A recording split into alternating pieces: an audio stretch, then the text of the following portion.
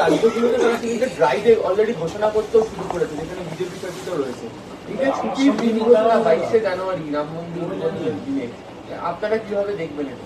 দেশের আমরা নির্দিষ্টভাবে কোনো মন্তব্য এই মুহূর্তে করছি না, কিন্তু দেশের এমন অনেক মনীষী রয়েছেন যাদের জন্মদিন এখনো জাতীয় ছুটির দিন হিসেবে ঘোষণা করা হয়নি। সুতরাং একটা নির্দিষ্ট নির্বাচনের লক্ষ্যে যদি ধর্মকে অপব্যবহার করা হয় এবং মানুষকে রুটি কাপড় আর মাকান দিয়ে জনসংযোগের বদলে সম্পূর্ণ ধর্ম দিয়ে বিভ্রান্ত করার চেষ্টা হয়, মানুষ বিচার করবে। এই বছরে শুভেন্দু অধিকারী তিনি বলেছেন যে এটা আমাদের রাজ্যটা রামরাজ্য হবে এবং আমরা মকরের দিন কেন ছুটি পাবো না, রামনবমীর দিন কেন ছুটি পাবো না, সরস্বতী পুজোর পরের দিন কেন ছেলেদের স্কুলে যেতে হবে, এবং ইঙ্গিত করেছেন যে অন্যান্য সম্প্রদায়ের। আচ্ছা, শুভেন্দু অধিকারী ছিল কোথায়? শুভেন্দু অধিকারী 20 সালের নভেম্বর ডিসেম্বর থেকে কিন্তু তৃণমূল কংগ্রেসের সাংসদ, মন্ত্রী, দলের সাংগঠনিক ক্ষমতায়। তো এখন হঠাৎ অতি ভক্তি হচ্ছে চোরের লোক। ও ধর্মের প্রতি যে ভক্তি দেখাচ্ছে শুভেন্দু ধর্মের প্রতি যে অতি ভক্তি দেখাচ্ছে, অতি ভক্তি, প্রবাদ আছে অতি ভক্তি চোরের লোক। শুভেন্দু অধিকারী চোর, গ্রেফতারি এড়াতে ভারতীয় জনতা পার্টিতে গেছে, তার মুখ থেকে এত ধর্মের কথা ওই প্রবাদটাকেই সত্য বলে প্রমাণিত করে দিচ্ছে। অতি ভক্তি চোরের লক্ষণ। পশ্চিমবঙ্গে সমস্ত ধর্মের তাৎপর্যপূর্ণ দিনগুলি সম্মানিত, পূজিত, সমাদৃত। হিন্দু ধর্মেরও যা যা আছে পশ্চিমবঙ্গে এতটাই ভালোভাবে পালিত হয় যে ইউনেস্কো পর্যন্ত দুর্গোৎসবকে, কার্নিভালকে, দুর্গোৎসবকে সব মিলিয়ে হেরিটেজ তকমা দিয়ে দেন, আন্তর্জাতিক স্বীকৃতি মেলে। সেখানে শুভেন্দু অধিকারীদের এই ধর্মকে অপব্যবহার করে রাজনৈতিক ঘাটতি মেটানোর চেষ্টা করা, এটা মানুষ কোনো অবস্থাতেই বরদাস্ত করবে না। অন্য ধর্মীয় অনুষ্ঠানগুলো বেশি ছুটি দেওয়া হচ্ছে, এই ধরনের প্রশ্নগুলি একটা প্রশ্নের রাজনীতি। সব ধর্মের, সমস্ত ধর্মের অনুষ্ঠানই বা যে কোনো উৎসব, পরব যা থাকে সেখানে যেখানে ছুটি দেওয়ার দরকার, যেটা ছুটি প্রাপ্য সেখানে ছুটি থাকে। সেটা হিন্দু ধর্ম হতে পারে, সেটা মুসলিম ধর্ম হতে পারে, সেটা খ্রিস্টান ধর্ম হতে পারে। যে কোনো ধর্মীয় উৎসবে যেখানে দরকার সেখানে বাংলায় ছুটি শুধু নয়, তার জন্য আরো যা যা আনুষ্ঠানিকতা আছে সম্মান এবং স্বীকৃতি দেওয়ার, সেগুলো মাননীয় মুখ্যমন্ত্রীর নেতৃত্বে পশ্চিমবঙ্গ করে থাকে। ফলে শুভেন্দু অধিকারী রুটি কাপড়া আর মাকান এই ইস্যু থেকে সরে গিয়ে জনবিচ্ছিন্ন বিজেপি শুধু ধর্মীয় সুরসুরি দিয়ে বিকৃত যে প্রচার করছেন, মানুষ এসব প্রচারে সাড়া দেবে। রাম মন্দির উদ্বোধনের আগে মেদিনীপুরে তৃণমূল পরিচালিত পুরসভার তরফ থেকে রাম মন্দির উদ্বোধন হচ্ছে, যেটা নিয়ে শুভেন্দু এবং দিলীপ ঘোষ একই সুরে বলছেন যে হিন্দু ভোট পাওয়ার জন্য এখানে এই রাম মন্দির উদ্বোধন, আসলে এই দল বা আপনার এই সরকার তারা মুসলিমদেরকে তোষণ করে। পশ্চিমবঙ্গে প্রচুর মন্দির রয়েছে, পাড়ায় পাড়ায় মন্দির রয়েছে। এগুলি উদ্বোধন নতুন কিছু নয়। পশ্চিমবঙ্গ সব ধর্মকে সম্মান দেয়, হিন্দু, মুসলমান, খ্রিস্টান সব ধর্মকে।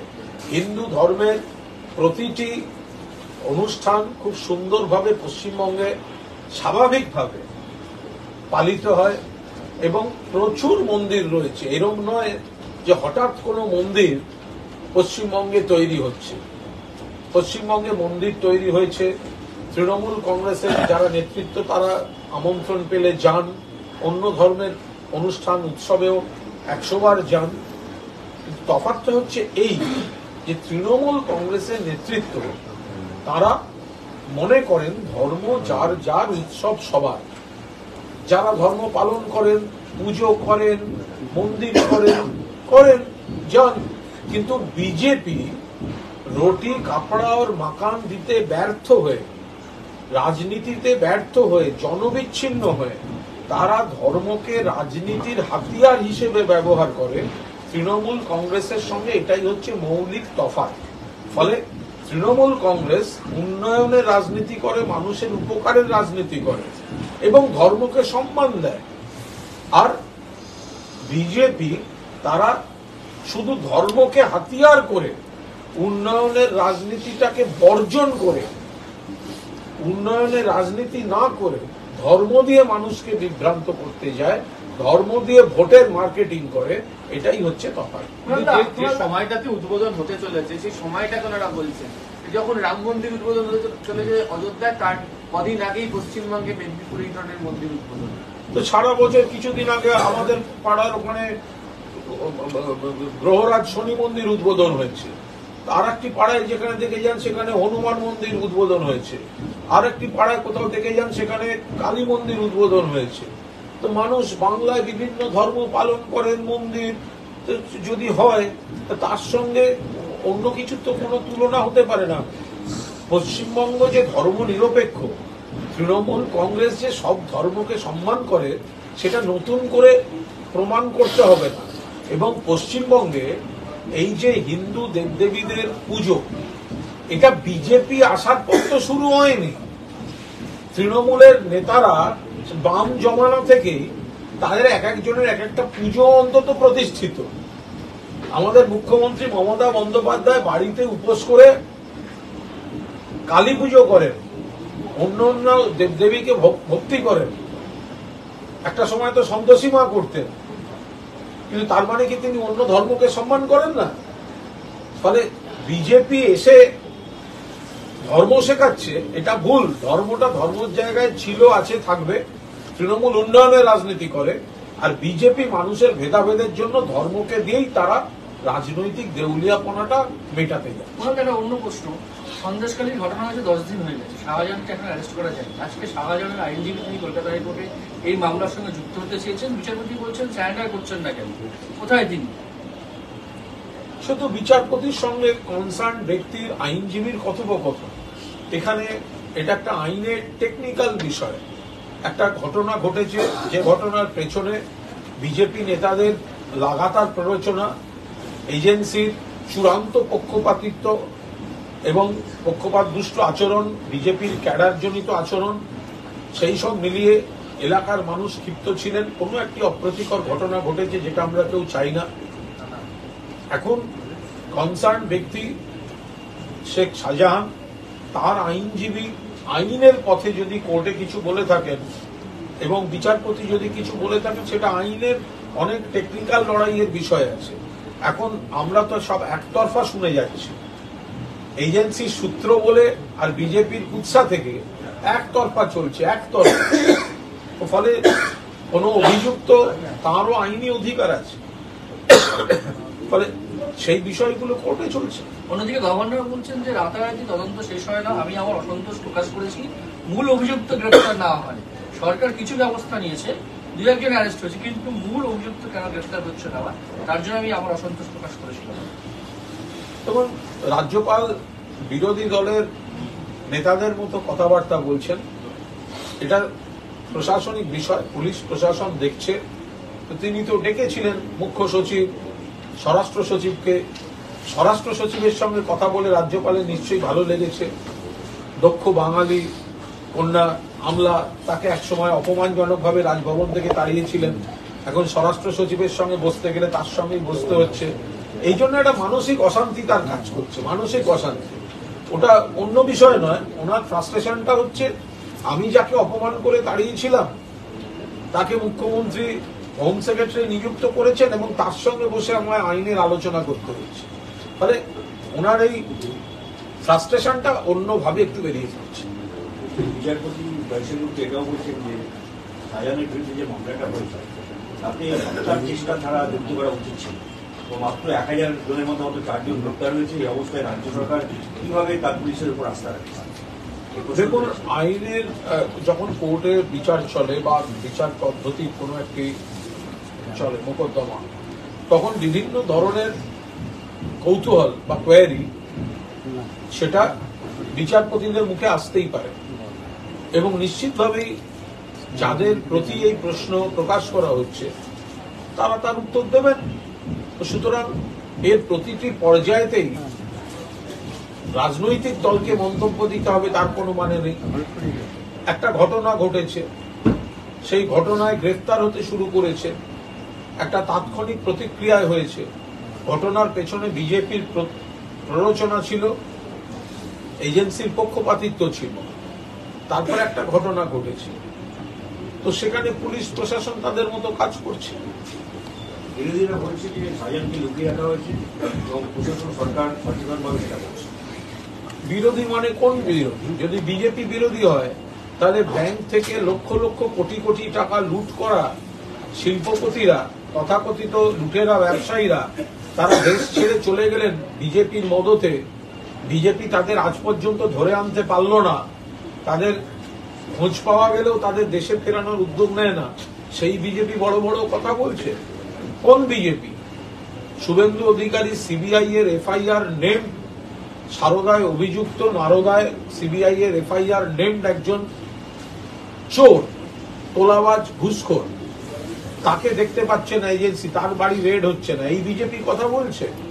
কোন সিপিএম কথা বলছে? গণহত্যার নায়ক তপন শুকুররা পালিয়ে গেছিল, রাত্রেবেলা জাতীয় সড়কের অ্যাম্বুলেন্স থেকে তাদের উদ্ধার করা হয়েছিল, সেই কথা বলছে সিপিএম? যে সিপিএম এর সাঁইবাড়ির হত্যাকারীরা আইন থেকে বাঁচতে নাম ভাড়িয়ে পরবর্তীকালে বামফ্রন্ট সরকারের মন্ত্রিসভায় পর্যন্ত ছিলেন, সেই সিপিএম অপরাধীদের লুকিয়ে রাখার কথা বলছে?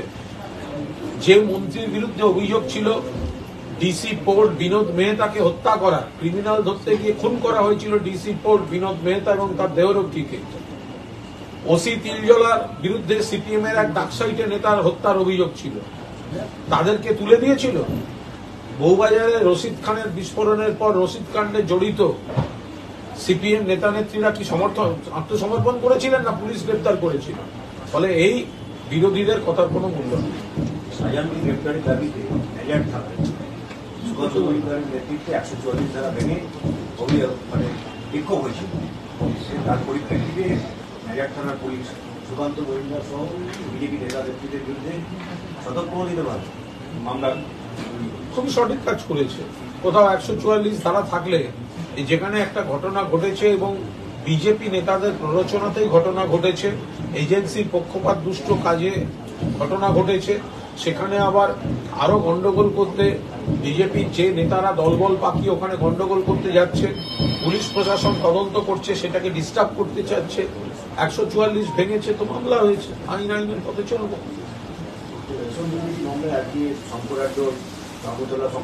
এই নিয়ে কোনো মন্তব্য নেই। যদি কোথাও কোনো তদন্তের কাজে এজেন্সি গিয়ে থাকে, তারা সেই ব্যাপারে দল মন্তব্য করবে না। কিন্তু এই অনির্দিষ্টকালীন গল্প না চালিয়ে তাদের তদন্তটি ঠিক কি অবস্থায় এবং সত্যি আদৌ সে গল্পে কোনো সারবত্তা আছে কিনা, সেটা যত তাড়াতাড়ি সম্ভব কোর্টে প্রমাণ করা দরকার। বিজেপির নেতারা বলছেন সুকান্ত মজুমদার তৃণমূল কংগ্রেস এত চুরি করেছে, এর ডায়েরিতে কিছু হবে না, রামায়ণ মহাভারতের মতো মহাকাব্য নেতা। সুকান্ত মজুমদার দুর্নীতি নিয়ে একটি শব্দ বলার আগে শুভেন্দুর মুখের দিকে তাকাবেন। সুকান্ত মজুমদারের দল শুভেন্দুর ভিডিও দেখিয়ে চোর বলেছিল, সিবিআই চেয়েছিল, সিবিআই এফআইআর করেছে, চোর শুভেন্দু গ্রেফতারি এড়াতে বিজেপিতে গেছে, সেই বিজেপি তাকে নেতা করেছে।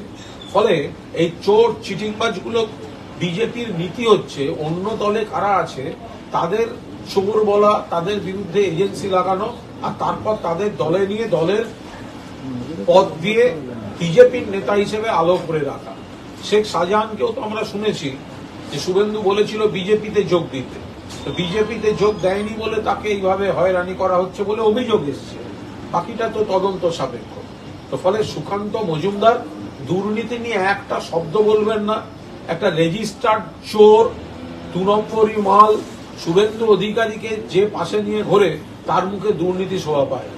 দীর্ঘদিন পর সুকান্ত মজুমদার আপনাকে একটা প্রস্তাবও দিয়েছে, বলেছেন যে কুণাল ঘোষের লেখালেখি অভ্যেস আছে, তো ওনাকে অনুরোধ করবো এই চুরি নিয়ে চুরির সাতটাউন নামে একটা কাব্যগ্রন্থ রচনা করেন। হ্যাঁ, আমি করছি এবং সেটা উৎসর্গ করব শুভেন্দু অধিকারীকে। আমি সুকান্ত মজুমদারকে বলছি যে চুরির সাতকাহন নিয়ে আপনি আমায় লেখার প্রস্তাব দিয়েছেন, আমি 100 বার ভেবে দেখব। আমি নিশ্চিতভাবে ভেবে দেখব যে বিজেপি সারা দেশে তাদের চোর বলেছিল এবং তারপর তাদেরকেই দলে নিয়েছে। আসামে একজনকে চোর বলেছিল, মুখ্যমন্ত্রী হয়ে গেছে। পশ্চিমবঙ্গে শুভেন্দুকে চোর বলেছিল, আজকে বিরোধী দলনেতা। আর সেই বইটা উৎসর্গ করব চোর, রেজিস্টার্ড চোর, ক্যামেরার সামনে চোর শুভেন্দু অধিকারী। আর উদ্বোধন করার জন্য বলবো সুকান্ত মজুমদার। অনুব্রত মণ্ডলের পোস্টারে 6 লাখ দীর্ঘদিন পর বীরভূমে জয়দেব মেলায় দেখা যাচ্ছে। যারা ওকে পছন্দ করেন তারা যদি কেউ পোস্টার দিয়ে থাকেন তাদের ব্যাপার, দিয়েছেন। দাদা, দুটো প্রশ্ন। একটা হচ্ছে অভিষেক বন্দ্যোপাধ্যায় 70,000 বয়স্ক মানুষকে বাঁচাতে কথা দিচ্ছে। বিরোধীরা এর মধ্যে একটা অঙ্ক করছেন যে এক একটা পরিবার কিছু তাহলে কি বেশ কয়েক লক্ষ ভোটকে এনশিওর করছেন অভিষেক বন্দ্যোপাধ্যায় এই 70,000 পরিবার বয়স্ক মানুষকে বাঁচাতে। সব ব্যাপারে তো ভোটের কি আছে, তো সামাজিক কাজ। কেন্দ্রীয় সরকার টাকা দিচ্ছে না, বঞ্চনা করছে। বার্ধক্য ভাতা যারা পান তারা অত্যন্ত অসহায় মানুষ, কেন্দ্রের জন্য তারা অসহায়তার মধ্যে রয়েছে। সেখানে অভিষেক বন্দ্যোপাধ্যায় বিকল্প একটা মডেল তৈরি করে সেই বার্ধক্য ভাতা যারা পাচ্ছেন না কেন্দ্রের জন্য, সেখানে তাদের সাহায্য করছেন, মানুষের আশীর্বাদ পাচ্ছেন।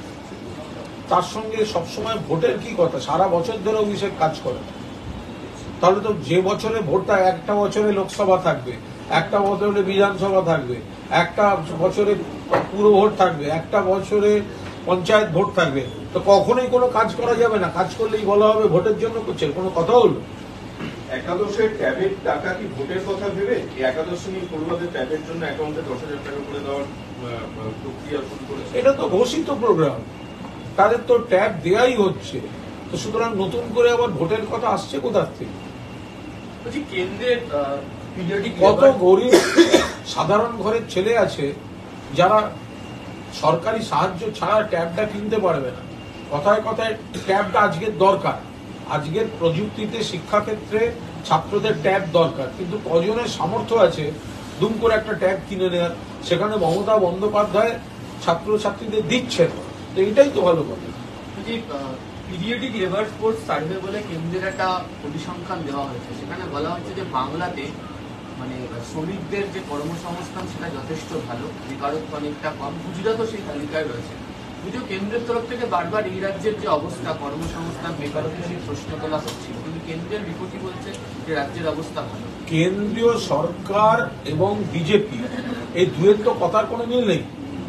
বিজেপি নেতারা এ রাজ্যে কাজ হচ্ছে না, এ রাজ্যে উন্নয়ন নেই বলে এই সমস্ত উৎসাহ করেন।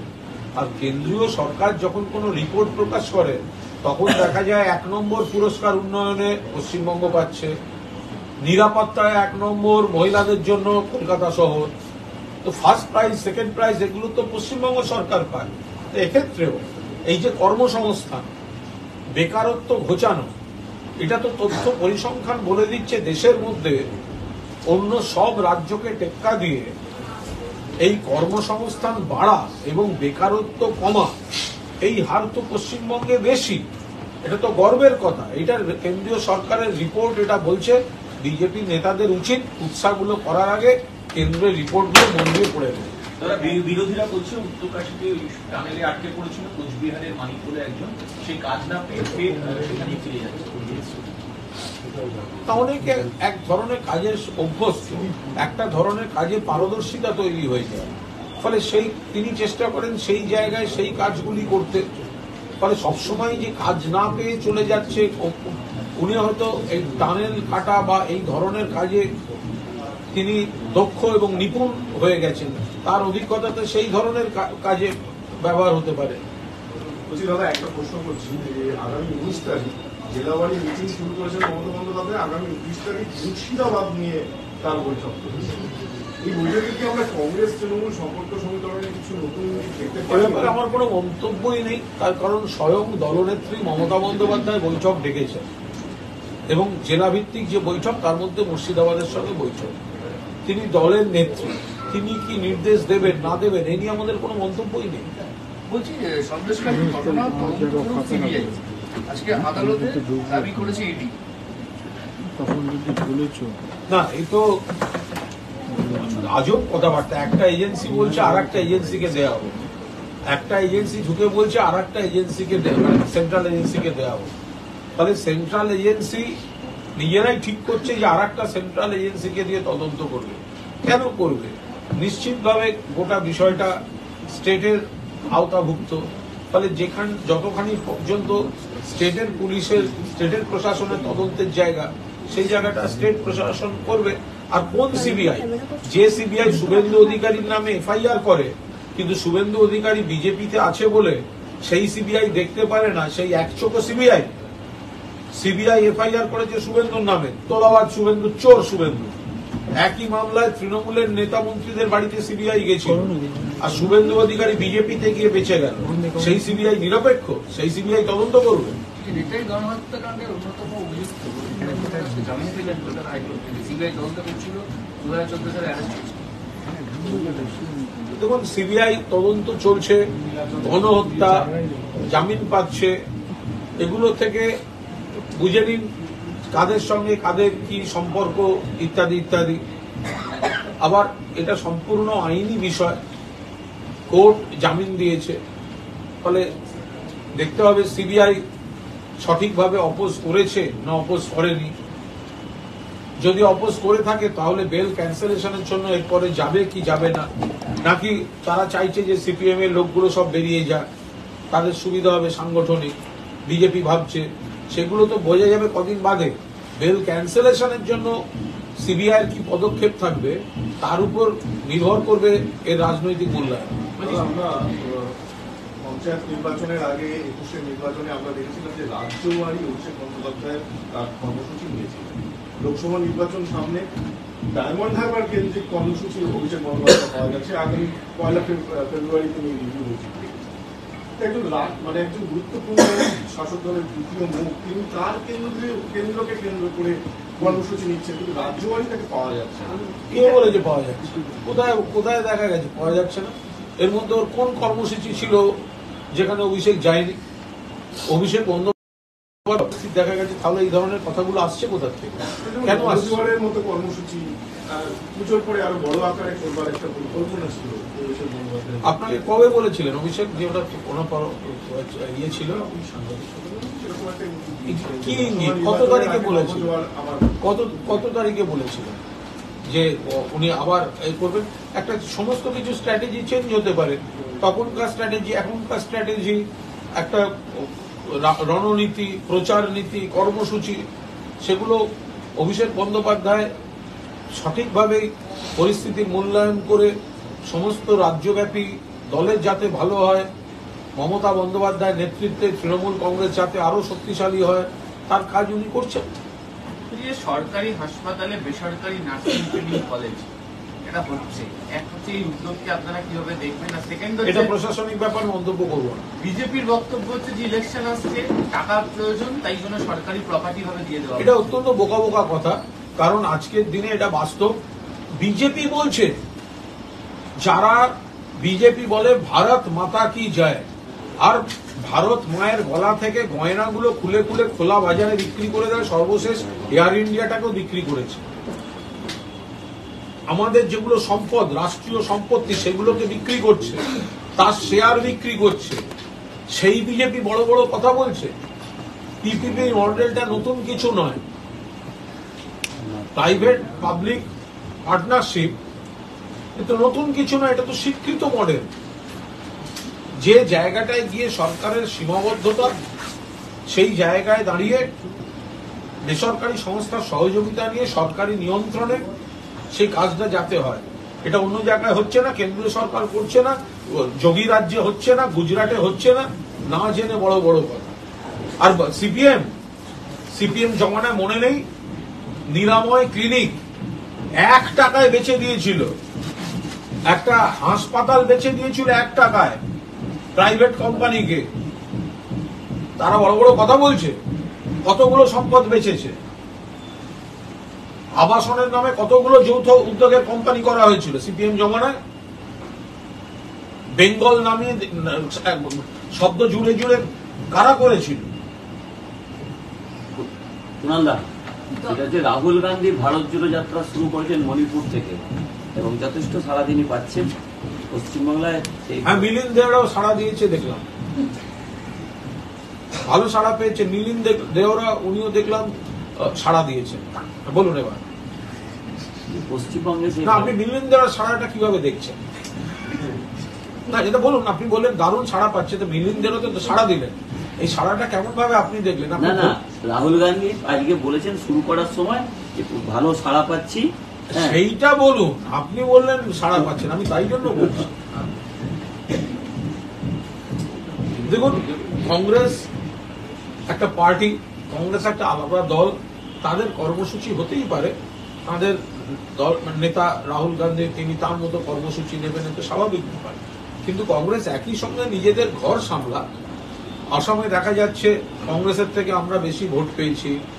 যেদিনকে রাহুল গান্ধীর সভা শুরু হচ্ছে, পদযাত্রা শুরু হচ্ছে, না ওই ন্যায় যাত্রা শুরু হচ্ছে, সেদিনকে কংগ্রেসের এক নেতা, মহারাষ্ট্রের গুরুত্বপূর্ণ নেতা মুম্বাইয়ের, তিনি দল ছেড়ে চলে গেলেন। ফলে কংগ্রেস একদিকে জোড়ো বলে যাত্রা করছে, আর একদিকে তোড়ো হচ্ছে কংগ্রেস। এই জোড়ো আর তোড়ো কি করে চলবে? কংগ্রেস তোড়োটা ঠেকা, তারপর তো জুড়বে। একদিক দিয়ে জুড়বে, একদিক দিয়ে মানে ভাঙবে। কংগ্রেস নিজের ঘরটা সামলা।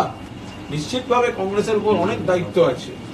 কংগ্রেস বিজেপিকে লড়তে ইন্ডিয়াতে কংগ্রেসের ইন্ডিয়া জোটে বড় গুরুত্ব, কিন্তু এটা একদিকে জোড়ো বলে শুরু হলো, আর একদিকে তোড়ো বলে চলে গেল, দুটো কি করে হবে?